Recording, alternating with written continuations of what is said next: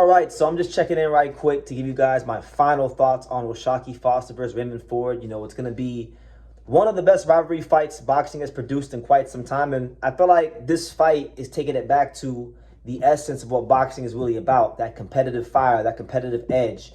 This isn't just about a world title. This isn't just about legacy. This is about, I'm better than you and you can't fuck with me. That's the energy we're getting in this fight. So for that reason, I'm excited for this fight, as I know many boxing fans are excited for this fight. Now, just let you guys know, before I get into my final thoughts, I will not be live for this fight because I'm out of town. I got some business to take care of.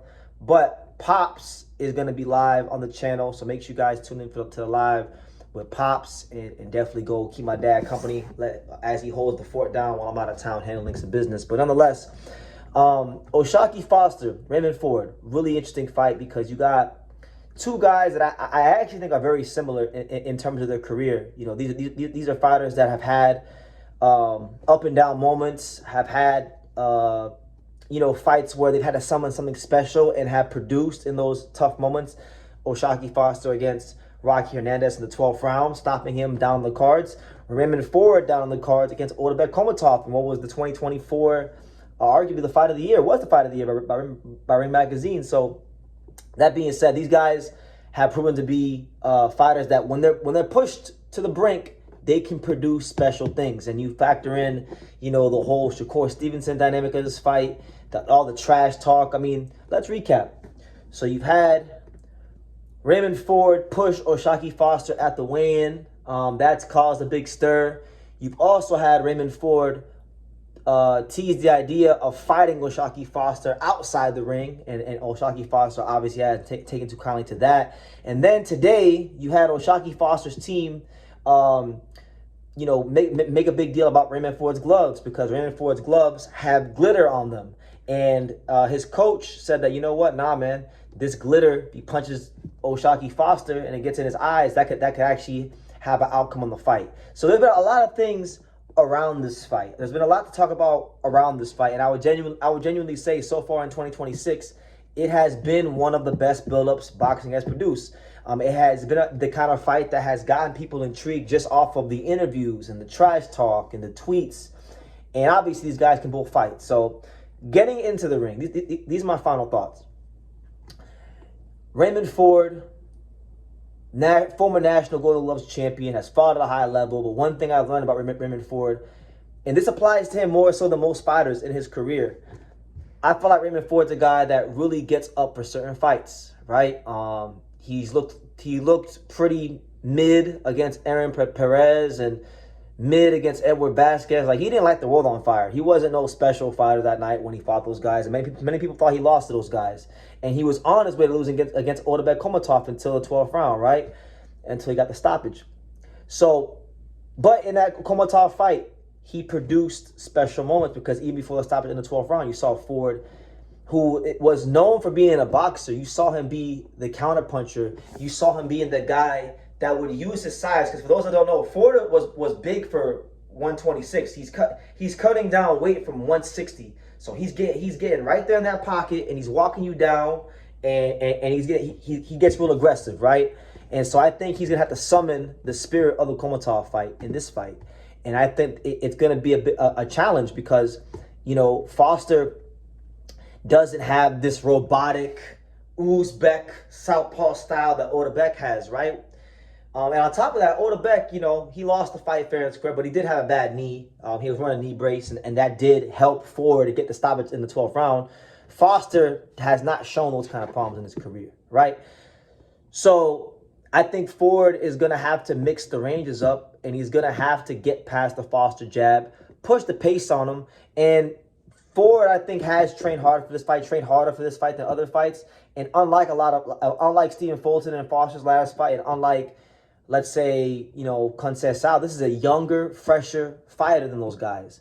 And Foster has looked good against guys who are a bit more of an advanced stage in their career. This is a young, fresh, hungry dog that's coming his way. So that's the intrigue of this fight when I really break down the Raymond Ford aspect of it. If Ford can get in the pocket on O'Shaquie Foster and keep his defense tight in that pocket, he's going to have a chance to really have his way with him because I think he's very strong in the pocket. But again, that's a big ask because one thing about O'Shaquie Foster that I've learned since, because I've been covering O'Shaquie Foster on this channel since 2022. I think the first time I made an O'Shaquie Foster video was when he fought Miguel Roman on Ring City, USA. What was it? Thursday Night Fights, which doesn't even exist anymore. So I've been covering O'Shaquie for a little bit. But one thing that he's gotten better at as his career has progressed is that he's fighting more to his strengths. Shaq Foster's a guy that can do a lot of things in the ring. He can box southpaw. He can box orthodox. He can sharpshoot down the middle.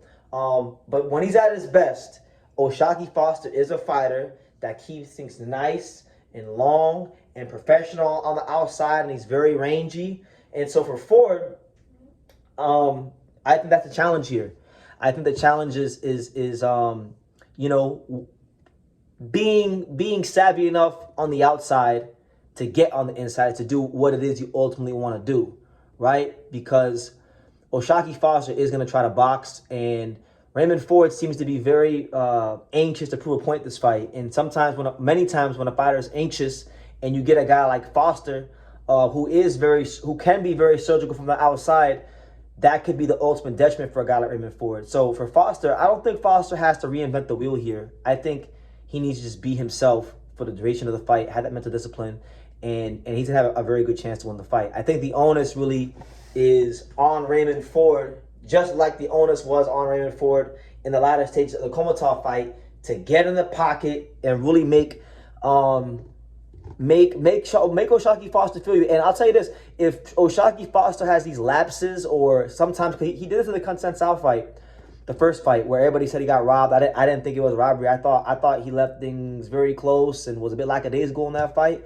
And that's why I think Ford can have some success, because Ford, when he puts his punches together, especially at 130, he's flashed pretty good power in the early rounds at 130. I believe when he fought Cabo Gonzalez, he dropped him early. And he's got very good speed. So I think for Ford, the key to victory is going to be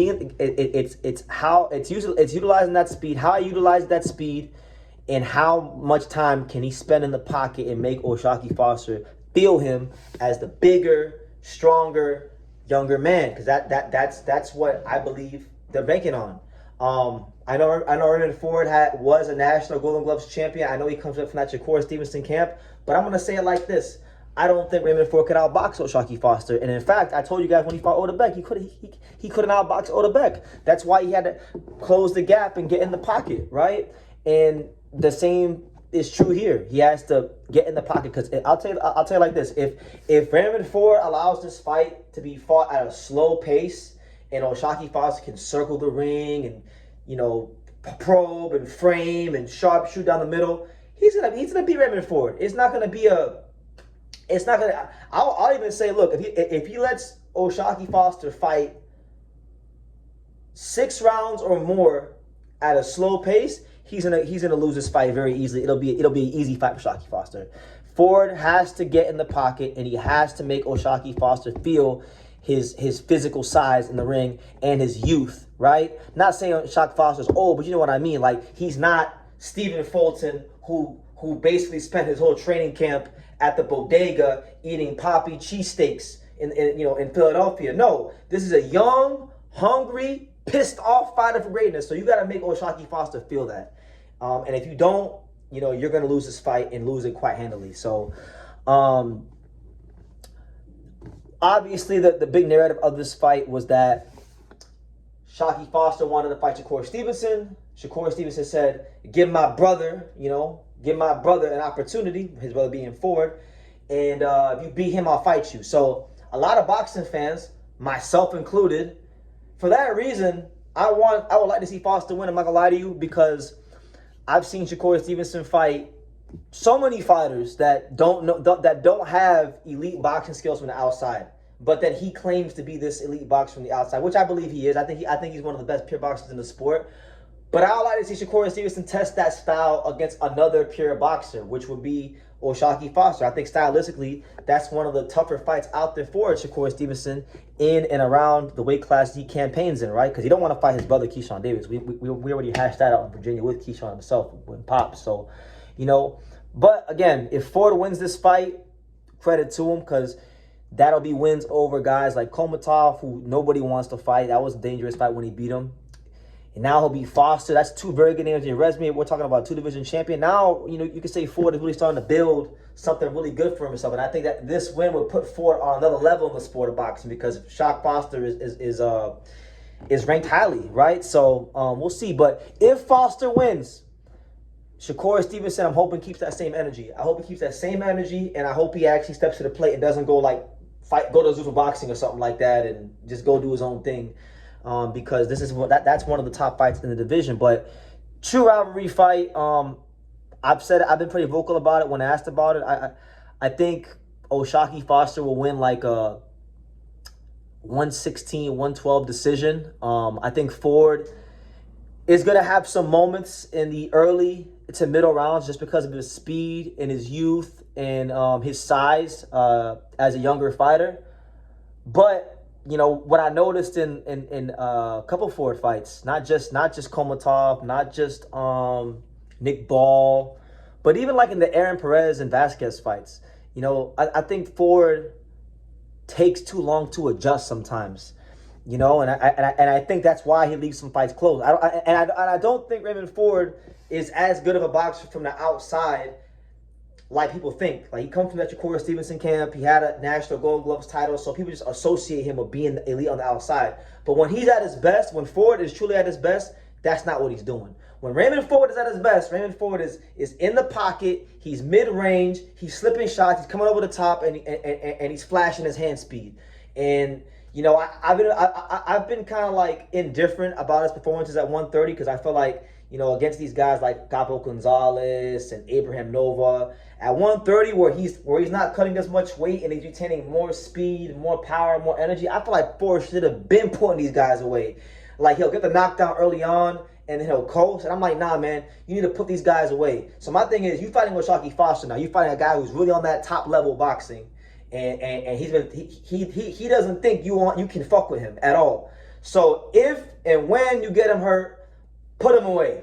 That's what I'm asking for from Ford. I don't want to say, like, summing up them things from the Komatov fight. You know, I kind of feel like I contributed to Ford's performance in that fight, because I was talking crazy on here.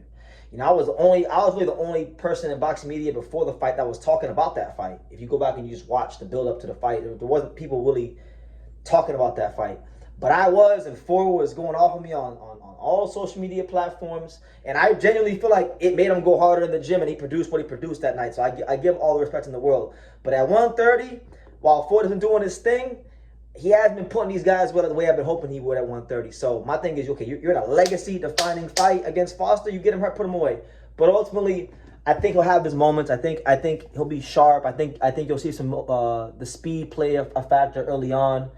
But ultimately, I think O'Shaquie Foster is too long, too disciplined, too professional for Raymond Ford, and he'll win a points decision. And you know, that's how it's gonna go, I think. But if not, once again, if Ford does it again, you guys know I don't care. I'll give the guy full credit. What does it cost me to give a man credit if he goes in there and produces something special, right? So hopefully it's a great fight. Respect to O'Shaquie Foster and Raymond Ford for stepping up to the plate and making a great fight for the boxing fans. And may the best man win. And the winner of this fight, I think I would love to see the winner of this fight potentially fight Vaquero. I think that'd be great, because Vaquero Navarrete has not really fought any, I would say, truly top Black American fighters. And you guys know, when we get the Black American fighters versus the Mexicans, it's always a great occasion in the sport of boxing on the top level. So I will leave it at that. I'm going Shock Foster on points. Let me know what y'all think in the comments down below. You know, make sure y'all take the time to subscribe. And definitely tune in to watch Pops on the live. I won't be there because I'm out of town right now. I got things I'm handling right now. But, you know, I definitely will. I'm going to try to make a post-fight review. If I don't, you know, I'll get to it when I get to it. But thank you guys, and enjoy the fights tomorrow.